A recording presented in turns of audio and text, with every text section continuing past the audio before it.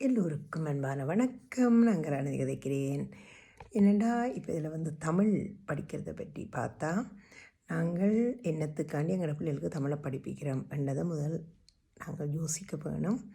ஏனெண்டா நாங்கள் படிப்பிக்கிறது என்னத்துக்கென்றால் அவர்கள் வாழ்க்கைக்கு அதை பயன்படுத்துகிறதுக்கு.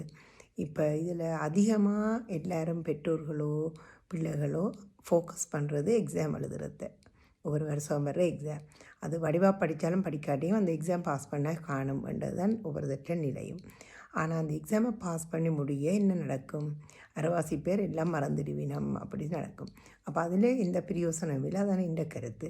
ஆனால் இப்போ இன்னட்ட வர்ற மாணவர்களோ பெற்றோர்களுக்கும் முக்கியமாக பெற்றோர்களுக்கு அதுதான் விருப்பம். என்னென்றால் கெதியாக ஒவ்வொரு வருஷம் எக்ஸாம் எடுத்து அந்த எக்ஸாமை பாஸ் பண்ணிவிட்டு அந்த டிப்ளோமா எடுக்கிறது.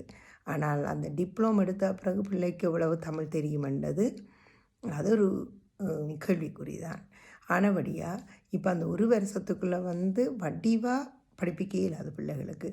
ஏனென்றால் பிள்ளைகள் முதல் சிறு வயதில் இருந்தே முதல் அந்த பாடத்தை வடிவாக அந்த எழுத்துக்கள் தெரிய வேணும், பிறகு அதை எழுத்துக்கூட்ட தெரிய வேணும்.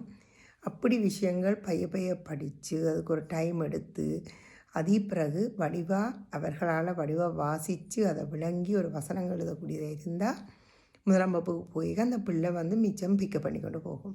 ஆனால் அரைகுறையாக நாங்கள் சும்மா அரைகுறையாக படிப்பிச்சுட்டு அந்த பிள்ளையை விட்டால் அந்த பிள்ளைகள் பிறகு கஷ்டப்பட்டு கொண்டு தான் இருப்பினோம். அப்போ பிறகு அவைக்கு எல்லாத்தையும் விளங்கப்படுத்துறதும் கஷ்டமாக இருக்கும். இதே நேரம் நாங்கள் என்னத்தை யோசிக்க வேணுமென்றால், பிள்ளைகள் எல்லாரும் ஒரே மாதிரி இல்லை. எல்லாரும் ஒரே மாதிரி எல்லாத்தையும் பிடிக்கிற டேலண்டோ இல்லாட்டி சில பிள்ளைகளுக்கு கொஞ்சம் ஸ்லோலியாக தான் அதை படிப்பிச்சு கொண்டு போய்க்க விளங்கும். சில பிள்ளைகளுக்கு கெதியாக விளங்கும். ஆனால் கெதியாக விளங்கினாலும் அந்த பிள்ளைகளுக்கு இன்னும் அதை ஆறுதலாக படிப்பிக்கக்குள்ள அந்த விளங்குகிற தன்மை கூட வாழ்க்கையிலையும் அதை மறக்க மாட்டார்கள். வேறு அந்த சிந்தனையோடு நாங்கள் பிள்ளைகளுக்கு பாடத்தை சொல்லிக் கொடுக்கணும். அது டீச்சர் என்றதை விட பெற்றோர்கள் அதை சிந்திக்க வேணும். என்ற டீச்சர்ஸ் பெற்றோர்கள் என்ன நினைக்கிறோமோ அதை செய்கிறது. ஏனென்றால் அவ தானே பே பண்ணினோம், அப்போ அவ என்ன எதிர்பார்க்கணுமோ அதை செய்யணும்னு நினைக்கிறது. ஆனால் உண்மையாக வடிவாக தமிழ் படிப்பிக்க வலிக்கிட்டால் எதிர்காலத்துக்கு தேவையான படிப்பிச்சா அது இப்போ படிக்கிற தமிழ் காணாது. ஏனென்றால் அந்த தமிழை நாங்கள் எப்படி அடுத்த சந்ததியிலையும் இப்போ நாங்கள் இல்லாத காலங்கள்லையும் அந்த பிள்ளைகள் எப்படி அடுத்தடுத்த சந்ததிக்கும் எங்களோட மொழியை கடத்திய போயினோம் ரெண்டதுக்கு தான் நாங்கள் தமிழை முக்கியமாக படிப்பிக்கணும். இப்போ இந்த டிப்ளோம்ஸ் அதில் எடுத்தும் அது எங்கேயாவது பிரயோசனப்பட போதோன்னு எனக்கு தெரியாது. அதிலே உண்டு. ஆனால் தமிழ் தெரிஞ்சிருந்தால் அது ப்ளஸ். தமிழை பட கதைக்கோ எழுதோ வாசிக்கவோ தெரிகிறதால பிள்ளைகளுக்கு அதிகமான இடங்களில் இங்கே வெளிநாடுகளில் இருக்கிற முதல் ஜெனரேஷன் மொழிகள் தெரியாமல் இருந்தால் அவர்களுக்கு அதை விளங்கப்படுத்துறதுக்கோ மிகவும் உதவியாக இருக்கும்.